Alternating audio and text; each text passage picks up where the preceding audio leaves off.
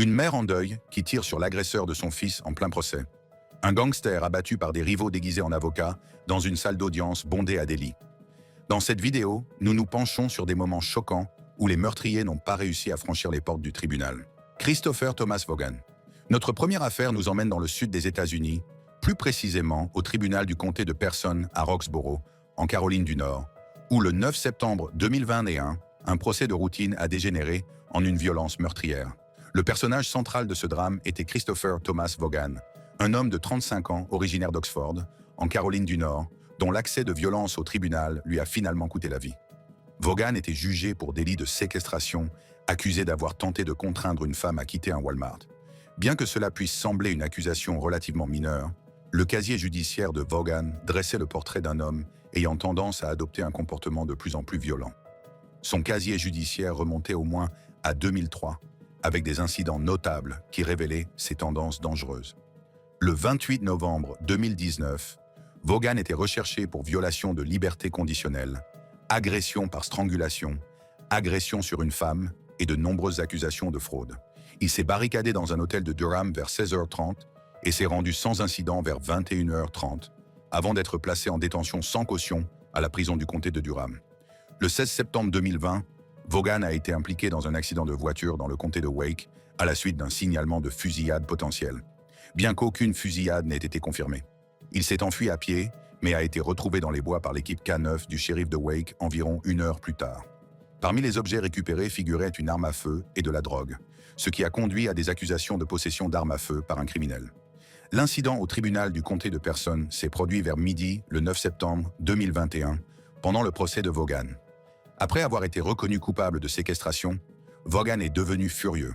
Selon les rapports, il a jeté une chaise, s'est précipité vers le juge et a tenté de s'emparer de l'arme d'un huissier, ce qui a donné lieu à une lutte physique.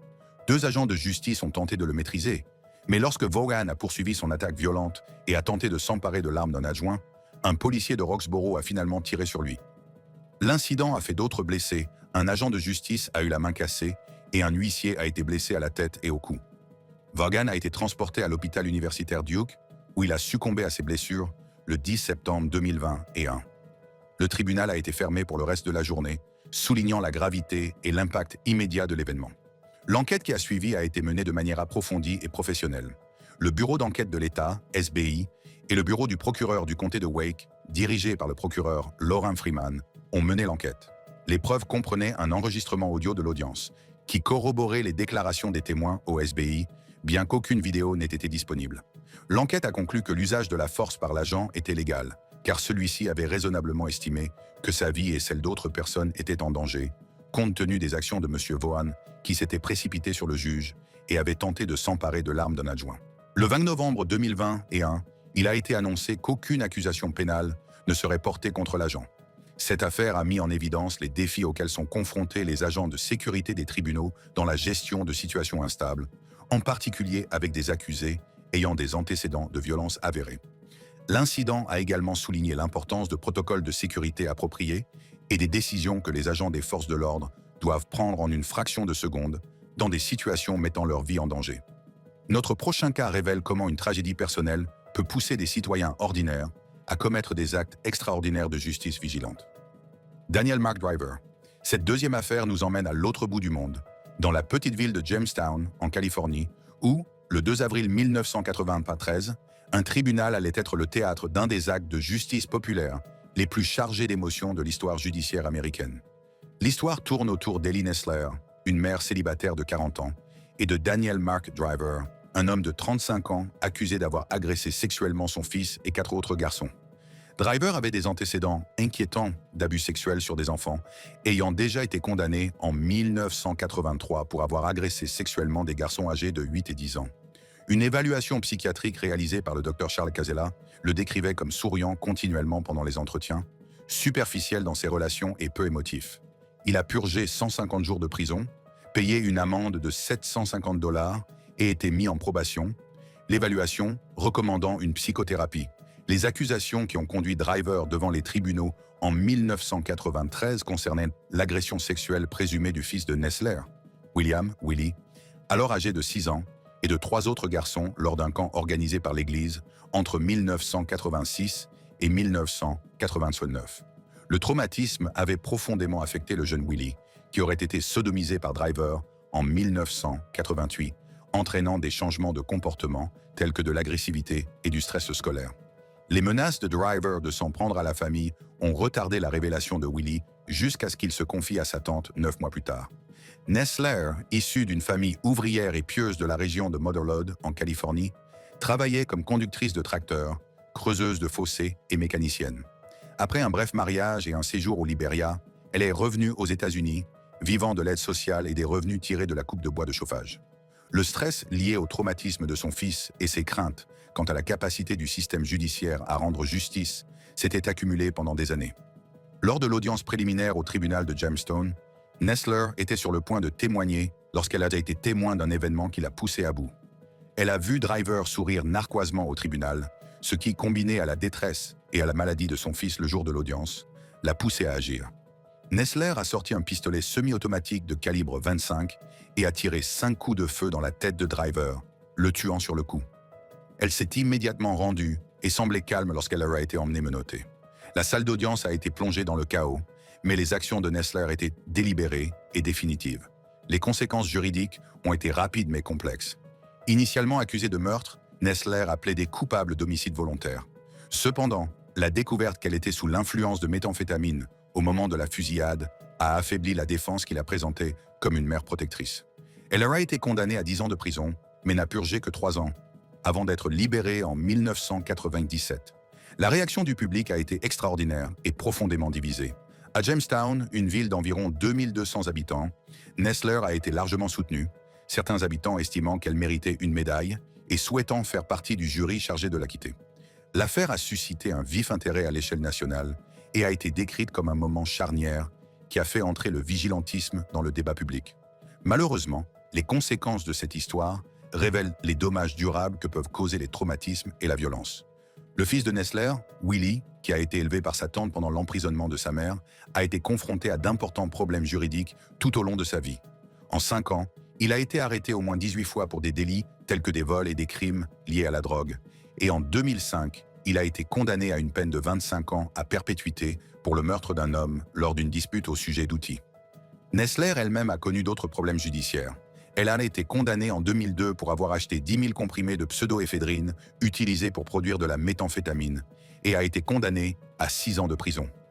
Elle a été diagnostiquée d'un cancer du sein en 1994 et est décédée le 26 décembre 2008 à l'âge de 56 ans. Après cet acte de vengeance désespéré d'une mère dans la Californie rurale, nous nous rendons maintenant dans le monde sophistiqué du crime organisé au Sri Lanka, où une précision militaire et une planification minutieuse auront des conséquences mortelles dans une autre salle d'audience. Ganemula Sanjeewa. En Asie du Sud, notre troisième affaire se déroule dans la capitale animée du Sri Lanka, où, le 19 février 2025, Ganemula Sanjeewa, également connu sous le nom de Sanjeewa Kumara Samararatne, a été abattu à l'intérieur du tribunal Noneharo 05 de Hulsdorp à Colombo. Cette affaire représente l'un des assassinats dans une salle d'audience les plus méticuleusement planifiés de l'histoire récente, impliquant un ancien soldat, un complot soigneusement orchestré et le monde sombre du crime organisé sri-lankais. Sanjeewa était une figure notoire de la pègre sri-lankaise, soupçonnée dans 19 affaires de meurtre et profondément impliqué dans le trafic de stupéfiants. Son empire criminel s'étendait bien au-delà du simple trafic de drogue. Il avait déjà été soupçonné d'être impliqué dans un complot visant à assassiner M.A. Sumantiran, un éminent homme politique tamoul du parti Ilankai Tamil Arasuk Kachi, ITAK, qui aurait été recruté par des éléments pro-LTTE de la diaspora tamoule. Bien qu'il ait été arrêté avec 14 autres personnes en 2018 et 2019, il a été libéré en avril 2019 faute de preuves suffisantes. L'assassinat a eu lieu à 11h27 lorsqu'un tireur déguisé en avocat a ouvert le feu sur Sanjeewa. La planification de cette attaque était extrêmement sophistiquée. Le tireur, identifié comme un ancien commando de l'armée qui a déserté l'armée sri-lankaise en 2019 après avoir servi dans le régiment commando, a effectué une répétition générale du complexe judiciaire quelques jours avant l'attaque, se familiarisant avec la disposition des lieux, les mesures de sécurité et les points d'entrée et de sortie. La méthode de livraison de l'arme était particulièrement ingénieuse. Le revolver a été remis au tireur par son complice, Ishara Sewandi, dissimulé dans un exemplaire évidé du Code de procédure pénale. Cela indique un assassinat bien planifié, le tireur ayant reçu la promesse de 15 millions de roupies pour ce travail, après avoir reçu un acompte de 200 000 roupies. Sewandi est toujours en fuite, ce qui ajoute à la complexité de l'affaire. Sanjiwa a été grièvement blessé et a été déclaré mort à l'hôpital national de Colombo. Le tireur a tiré plusieurs coups à bout portant avant de s'enfuir par la porte principale du tribunal dans le chaos. L'enquête qui a suivi a révélé l'ampleur de la planification et les implications plus larges pour les forces de l'ordre sri-lankaises. Le tireur est également lié à un double homicide survenu le 7 janvier 2025 sur Watarapala Road, à Mount Lavinia, ce qui indique un profil criminel plus large. L'enquête menée par la division criminelle de Colombo, CCD, a fait des progrès significatifs, le principal suspect ayant été placé en détention provisoire jusqu'au 4 juin 2025 et son chauffeur jusqu'au 23 mai 2025. Au 9 mars 2025, les déclarations d'une centaine de personnes avaient été enregistrées et un rapport confidentiel avait été remis au chef de la police de Colombo. L'enquête a également révélé une corruption importante au sein des forces de police, un agent ayant été arrêté pour avoir aidé à la contrebande de l'arme et un autre officier placé en détention provisoire pour ne pas avoir agi pendant l'incident. L'affaire a mis en évidence d'importantes lacunes en matière de sécurité, malgré une forte présence policière, le revolver ayant été introduit en contrebande dans le tribunal et aucune mesure préventive n'ayant été prise alors que Sanjiwa était une cible très médiatisée. Cet incident s'inscrit dans un contexte plus large de crimes violents, avec 17 fusillades et 5 attaques au couteau, impliquant des membres des forces armées en 2025. L'enquête a également révélé un complot d'assassinat lié à la mort de Sanjiwa, visant les parents de la femme de Kehelbadara, Padmé Apanala. 2 suspects ont été appréhendés et une arme à feu a été retrouvée. La mort de Sanjiwa est symptomatique de l'influence croissante du trafic de stupéfiants et des guerres de gangs au Sri Lanka, où des barons de la drogue opérant depuis l'étranger, en particulier Dubaï, dirigent des entreprises criminelles et commandissent des assassinats. Alors que le Sri Lanka a été le théâtre d'un assassinat professionnel mené avec une précision militaire, notre voyage nous emmène maintenant en Allemagne, où le chagrin maternel brut a alimenté l'un des actes de vengeance les plus célèbres d'Europe dans une salle d'audience. Klaus Grabowski. Cette affaire nous transporte en Allemagne de l'Ouest en 1981, où l'un des actes de justice populaire les plus célèbres de l'histoire européenne allait se dérouler dans un tribunal de Lübeck. C'est l'histoire de Marianne Bachmeier et Klaus Grabowski, une affaire qui allait déclencher un débat intense sur la justice, la vengeance et l'état de droit, débat qui se poursuit encore aujourd'hui. La tragédie a commencé le 5 mai 1980, lorsqu'Anna Bachmeier, âgée de 7 ans, a été enlevée, violée et assassinée. L'auteur du crime était Klaus Grabowski, un délinquant sexuel condamné âgé de 35 ans, qui a avoué le crime mais a affirmé pendant son procès qu'Anna avait tenté de le faire chanter, ce qui l'avait conduit à l'étrangler avec un bât. Cette affirmation a profondément irrité Marianne Bachmeier, la mère d'Anna, déjà dévastée par la mort de sa fille. Le procès de Grabowski a débuté le 4 mars 1981 au tribunal de district de Lübeck. Les débats ont été très chargés en émotions, Madame Bachmeier étant présente pour obtenir justice pour sa fille. Les déclarations de Grabowski pendant le procès, en particulier ses allégations concernant Anna, ont été perçues par Madame Bachmeier comme des tentatives de diffamation de la mémoire de sa fille, intensifiant son chagrin et sa rage. Le 6 mars 1981, 3e jour du procès, Madame Bachmeier introduisit clandestinement un pistolet Beretta de calibre 22 dans la salle d'audience numéro 157. Alors que M. Grabowski se tenait à la barre, elle visa son dos et tira 8 fois, 6 ou 7 balles l'atteignant et le tuant presque instantanément. Des témoins ont rapporté qu'elle avait dit « Je voulais le tuer et il a tué ma fille. Je voulais lui tirer dans le visage, mais je lui ai tiré dans le dos. J'espère qu'il est mort. » Elle a également qualifié Grabowski de porc. Après la fusillade, Bachmeier a baissé son arme et a été appréhendé sans résistance. La procédure judiciaire qui a suivi a été aussi dramatique que la fusillade elle-même. Initialement accusée de meurtre, le 2 novembre 1982, Bachmeier a finalement été reconnue coupable d'homicide involontaire et de possession illégale d'une arme à feu le 2 mars 1983. Elle a été condamnée à 6 ans de prison, mais a été libérée en juin 1985 après avoir purgé environ 3 ans, car elle était considérée comme à risque de suicide. La réaction du public a été extraordinaire et a révélé de profondes divisions au sein de la société allemande. L'affaire a suscité un vif intérêt médiatique, avec des équipes de télévision du monde entier venues à Lübeck pour couvrir l'événement. Bachmeier a vendu l'histoire de sa vie au magazine Stern pour environ 100 000 marks allemands afin de couvrir ses frais juridiques. Beaucoup ont envoyé des messages, des cadeaux et des fleurs à Bachmeier en détention, exprimant leur sympathie pour sa perte et leur compréhension de ses actes. D'autres ont toutefois estimé que son acte portait atteinte à l'état de droit, soulignant que la justice populaire menaçait l'état constitutionnel. Un sondage réalisé par l'Institut Allensbach après le procès a révélé que 28% des personnes interrogées jugeaient la peine appropriée, 27% la considéraient trop lourde et 25% la jugeaient trop légère. L'affaire a été décrite par le média allemand NDR comme le cas le plus spectaculaire de justice populaire dans l'histoire de l'Allemagne d'après-guerre. Après sa libération en 1985, Bachmeier s'est mariée et a ensuite déménagé à Lagos, au Nigeria, en 1988. Elle a divorcé en 1990 et s'est installée en Sicile, où elle a été diagnostiquée d'un cancer du pancréas en 1994. Elle est décédée le 17 septembre 1996, à l'âge de 46 ans, dans un hôpital de Lübeck et a été enterrée à côté de sa fille Anna au cimetière Burgtor de Lübeck. Il est intéressant de noter qu'une vidéo virale circulant sur les réseaux sociaux, prétendant montrer la fusillade dans la salle d'audience, a été démentie comme étant une scène du film de 1984 No Time for Tears, The Bachmeier Case, réalisé par Hackbaum, avec Mary Colbin dans le rôle de Bachmeier. Il n'existe aucune image authentique de la fusillade réelle. Notre prochain cas nous emmène en Italie, où des mesures de sécurité inadéquates ont permis à la violence domestique d'atteindre son paroxysme dans une salle d'audience remplie de témoins et de membres de la famille. Clirimi Fazzo.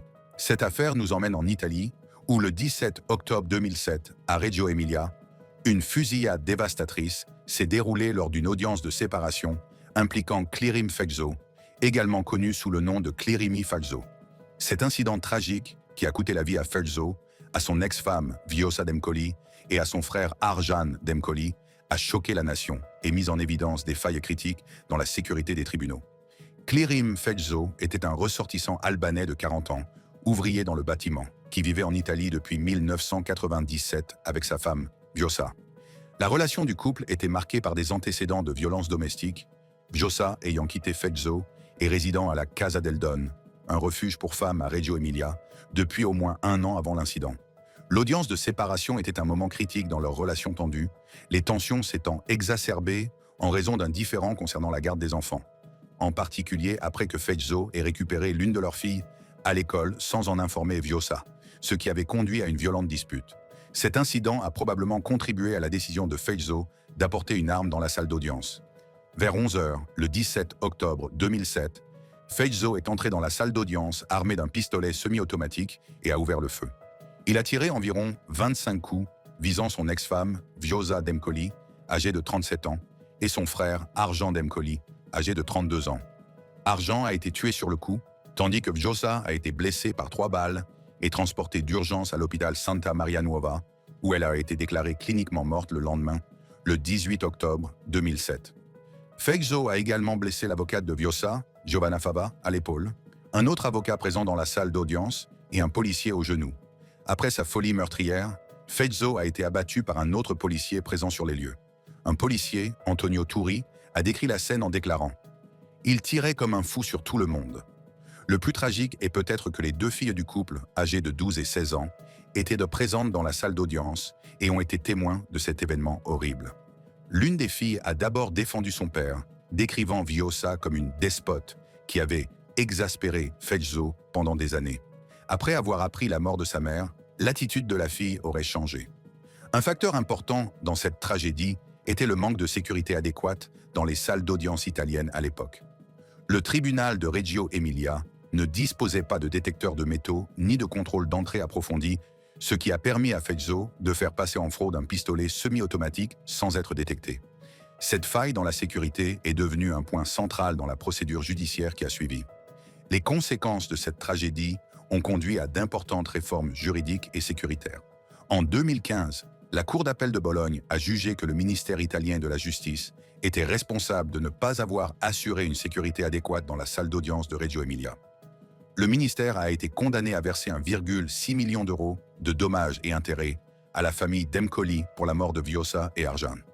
Le ministère a tenté de rejeter la responsabilité sur les autorités locales, Comune di Reggio Emilia, mais la décision a été confirmée par la plus haute juridiction italienne, la Corte di Cassazione, en 2018, confirmant la responsabilité de l'État. L'indemnisation a été accordée en reconnaissance du manquement de l'État à son obligation de protéger les personnes dans un environnement sûr, en particulier dans une affaire impliquant des risques connus de violence domestique. À la suite de la fusillade, les autorités italiennes ont mis en place des mesures de sécurité plus strictes, notamment l'installation de détecteurs de métaux et le renforcement des contrôles à l'entrée des tribunaux dans tout le pays. Cette affaire est souvent citée comme le catalyseur de ces réformes. La mort de Vjosa Demcoli est reconnue comme un cas de féminicide, documenté sur des plateformes telles que femminicidio.italia.info, qui recense ces cas afin de sensibiliser l'opinion publique. Si la tragédie survenue en Italie a révélé comment la violence domestique peut éclater dans une salle d'audience, notre dernier cas montre ce qui se passe lorsque le crime organisé fait entrer toute une guerre des gangs dans les couloirs de la justice. Jitendra Goji. Cette dernière affaire nous emmène dans les couloirs animés du tribunal de Rohini à Delhi, en Inde, où le 24 septembre 2021, l'un des meurtres les plus choquants de ces dernières années, dans une salle d'audience, allait se dérouler. La victime n'était pas un accusé ordinaire. Jitendra Goji, également connu sous le nom de Jitender Mahan, était l'un des gangsters les plus notoires de Delhi, un homme dont le simple nom semait la terreur chez ses ennemis et imposait le respect à ses partisans. Goji était une figure importante du milieu criminel de Delhi, impliqué dans de nombreux cas de meurtre, d'extorsion et d'autres crimes. Mais ce qui rendait son histoire particulièrement fascinante, c'était la façon dont tout avait commencé, non pas dans les bas-fonds sordides des réseaux criminels de la ville, mais dans le monde apparemment innocent de la politique étudiante à l'université de Delhi. Le conflit qui allait finalement coûter la vie à plus de 30 personnes a commencé par une bagarre insignifiante lors des élections du syndicat étudiant au Shraddhanand College de l'université de Delhi en 2010. En ce jour fatidique de septembre, Goji assistait à une audience dans la salle d'audience numéro 207 du tribunal de Rohini lorsque l'impensable s'est produit. Vers 13h15, deux assaillants vêtus comme des avocats sont entrés dans la salle d'audience et ont ouvert le feu sans discernement sur Goji. L'attaque a été rapide et brutale. Goji a été touché par 5 ou 6 balles et a été déclaré mort à l'hôpital voisin. Les agresseurs n'ont pas échappé longtemps à la justice. La police a immédiatement riposté, tuant les 2 tireurs, identifiés comme étant Rohit et Morish, des associés du gang rival Tilu, dirigé par Sunil, alias Tilu Tajpuria. La nature audacieuse de l'attaque, perpétrée en plein jour dans une salle d'audience remplie de témoins, a soulevé de sérieuses préoccupations quant à la sécurité des tribunaux, un haut responsable politique soulignant une faille importante dans la planification. Mais il ne s'agissait pas d'un acte de violence isolé. Ce meurtre était l'aboutissement d'une rivalité de 10 ans entre Goji et Tajpuria, qui remontait à leurs années d'études. Ce qui avait commencé par un simple désaccord lors des élections du syndicat étudiant s'était transformé en une véritable guerre des gangs qui allait faire plus de 30 morts dans des meurtres par représailles. Le cycle de la violence était implacable. En 2010, le groupe de Goji a tué Deepak, un ami de Tajpuria, et en 2015, Tajpuria a riposté en tuant Arun Commando, un ami de Goji. Goji a finalement été arrêté en mars 2020 en vertu de la loi sur le contrôle du crime organisé du Maharashtra, MCOK, avec 19 accusations de meurtre et de tentatives de meurtre à son encontre. L'histoire ne s'arrête pas avec la mort de Goji. Dans un rebondissement qui montre comment les cycles de violence se perpétuent, le gang de Goji a cherché à se venger, ce qui a conduit au meurtre de Tajpuria à l'intérieur de la prison de Tihar le 2 mai 2023, par 4 membres qui l'ont attaqué avec des armes improvisées, lui infligeant plus de 90 blessures. La police de Delhi a déposé un acte d'accusation de 936 pages contre 6 accusés, excluant toute implication des responsables de la prison. L'impact de cette guerre des gangs va bien au-delà des personnes impliquées. La rivalité a entraîné des violences importantes, avec plus de 40 morts, affectant la sécurité publique et augmentant l'extorsion à Delhi. La capacité des gangs à coordonner des attaques, même depuis leurs cellules de prison, a mis en évidence d'importants problèmes de sécurité dans le système judiciaire indien. Ces 6 cas extraordinaires à travers le monde révèlent l'équilibre fragile entre l'ordre et le chaos qui existe au sein de nos systèmes judiciaires. De la guerre des gangs qui s'est propagée dans les tribunaux de Delhi à la vengeance motivée par le chagrin de mère en Californie et en Allemagne, des assassinats calculés au Sri Lanka à la violence domestique explosive en Italie et en Caroline du Nord, chaque histoire montre à quelle vitesse des procédures civilisées peuvent dégénérer en violence meurtrière. Voilà, c'est tout pour cette vidéo. Si vous l'avez aimé, n'oubliez pas de vous abonner. Nous avons encore beaucoup d'autres vidéos à vous proposer. Il vous suffit de cliquer sur l'une des cartes qui s'affichent actuellement à l'écran et de continuer à regarder.